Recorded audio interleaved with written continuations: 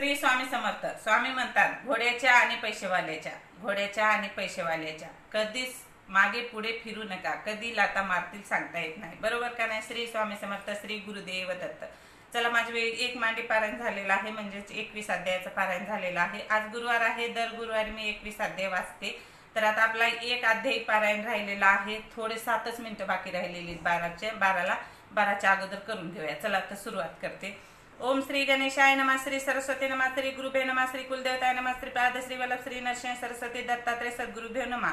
वल्लभेश नावाचा ब्राह्मण व्यापारी आपला व्यापार सचोटी व प्रामाणिकपणे करत प्रतिवर्षी तीर्थक्षेत्री दर्शनात जात असे. कुरवपुरी येथे श्रीपाद श्री वल्लभ स्वामीच्या दर्शनास तो श्रीपाद प्रभूचा भक्त होता. त्याला व्यापारात चांगला फायदा झाला, म्हणून तो धनराशी घेऊन कुरवपुरात सहस्त्र ब्राह्मण भोजन द्यावयाचे ठरवून निघाला. त्याच्याबरोबर काही तस्करही दुष्ट हेतूने निघाले.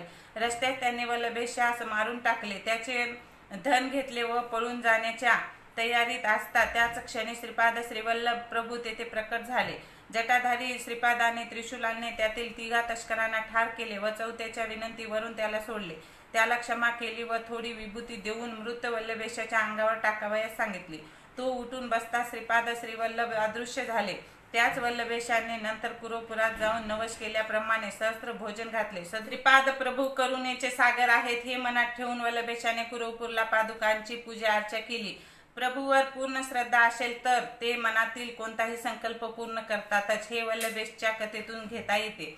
अशी गुरुचरित्रातल्या 10व्या अध्यायाची कथा समाप्त. श्री गुरु दत्तात्रय अर्पणमस्तु. श्री गुरुदेव दत्त. श्री स्वामी समर्थ महाराज की जय. श्री स्वामी समर्थ महाराज की जय. श्री स्वामी समर्थ महाराज की जय. श्री गुरुदेव दत्त. 10वा अध्याय आहे आणि 10व्या अध्यायात असं सांगितलेलं आहे, आपण जे मनात संकल्प केलेला आहे, तर आपण जर श्रद्धेनं आणि विश्वासानं जर संकल्प सोडला की महाराज मला हे करायचं आहे आणि तुम्ही करून घ्या म्हणलं ना, ते आपोआप तेच करून घेतात. त्यांच्यावर जिम्मेदारी असते, त्यांनीच करून घेतात. आपल्याला किती अडथळे आले तरीही ते त्यांचं निवारण करतात. फक्त आपला विश्वास त्यांच्यावर पाहिजे आणि श्रद्धा पाहिजे. बरोबर का नाही? हा अध्याय 10वा आहे. 10वा आता पूर्ण झालेला आहे आणि यथाच सांग आपले 10 अध्यायाचं पारायण पूर्ण झालेलं आहे.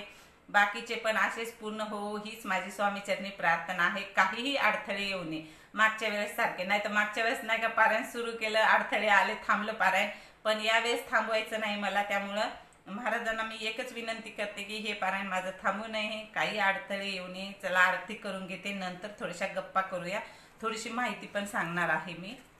श्री स्वामी समर्थ महाराज की जय. श्री स्वामी समर्थ महाराज की जय. श्री स्वामी समर्थ महाराज की जय. श्री गुरुदेव दत्त. झाली आरती आणि 12च्या अगोदर झाली. चला आता पाणी. जसं पारायणला बसले तसं उठले नाही. आज थोडस उशीर झाला, कारण स्वयंपाक वगैरे करायला उशीर झाला. जेवायला ते सगळ्यांना करून दिलं, त्यानंतरच पूजा केली अगोदर, नंतर पोथी वाचायला बसले. 11:30ला बसले होते. 11:20 काही 19 मिनिटाला बसले पोथी वाचायला. झाली आणि पूर्ण पारायण ऐकत जा तुम्ही. तुमच्यासाठीच पारायण सुरू आहे हे. पूर्ण पारायणाचा लाभ घ्या, फायदा घ्या आणि व्हिडिओ जास्तीत जास्त पाहत जा.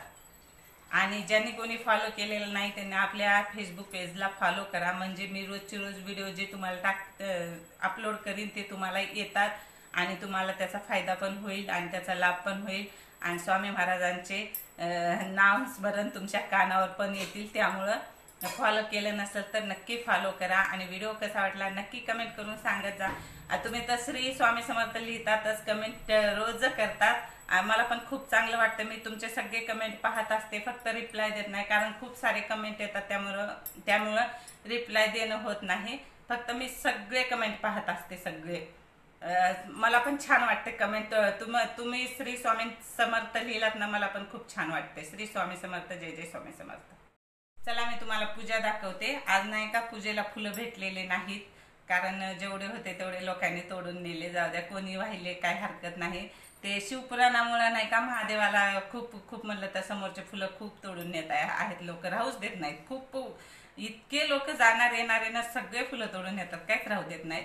चला मी पूजा दाखवते. जितके फुलं भेटले होते तेवढेच फुलं वाहिलेले. पूजा ही पोती मी इथंच ठेवीत असते आणि हे तुपाचा दिवा लावलाय, फळं ठेवलेत नैवेद्याला आणि पूजा आजची. आरती पण झाली. देवपूजा आज फुलं खूप कमी भेटले, देवाला केळीचा नैवेद्य दाखवलाय. आणि आज नाही का फुलं खूप कमी भेटले, आज पाऊस नाहीये, ऊन पडले चांगलं. महालक्ष्मी येतात, दसरा येतो, दिवाळी येतो, तर मी वाती कशा करते, फुलवाती आणि दोरवाती आणि हाताच्या वाती, त्याचे पण व्हिडिओ टाकणार आहे. नक्की पाहत जा. म्हणजे कामाचे व्हिडिओ आहेत, जर आवडले तर लाईक करीत जा आणि पाहत जा. चला तर मग व्हिडिओ कसा वाटला नक्की सांगा. आता मी नैवेद्याला काय करते ते तुम्हाला दाखवणारच आहे, शेवटी नैवेद्य दाखवताना दाखवते. चला झालाय नैवेद्य. आता स्वामी महाराजांना अगोदर ताट वाढून देते आणि त्यानंतर मग आम्ही जेवतो. मी पण उपास लवकर सोडणार आहे. हे बघा, वरण केले साधं, एकदम साधं वरण केलेलं आहे. भात आहे, पोळ्या आहेत 2 आणि वांग्याची भाजी केली, मस्त चमचमीत वांग्याची भाजी. न्यू मसाला केलाय ना, ते न्यू मसाल्याची भाजी आहे. ते व्हिडिओ यायचा राहिलाय, शेअर करायचा राहिला. किती साहित्य घेतलेले आहेत मसाल्याला काही नाही, पण मसाला छान झाला, एकदम वास सुटायलाय मस्त घरामध्ये भाजीचा, आणि भाजी पण छान लागते. चला अगोदर मी स्वामी महाराजांना नैवेद्य दाखवते, मग तुम्हाला बोलते. चला दाखवला नैवेद्य. आभाळ पण यायलंय, ऊन पण पडायला लागलंय, गरमी पण खूप व्हायला लागली, भयानक गरमी व्हायली. चला तर मग आता शुभ गुरुवार तुम्हाला सर्वांना, गुरुवारच्या सगळ्यांना शुभेच्छा, आणि सर्वांच्या इच्छा स्वामी महाराज पूर्ण करो हीच माझी स्वामी चरणी प्रार्थना. व्हिडिओ कसा वाटला नक्की कमेंट करून सांगा. आपल्या आयडीला फॉलो करा आणि होईल तितकं शेअर करा. श्री स्वामी समर्थ.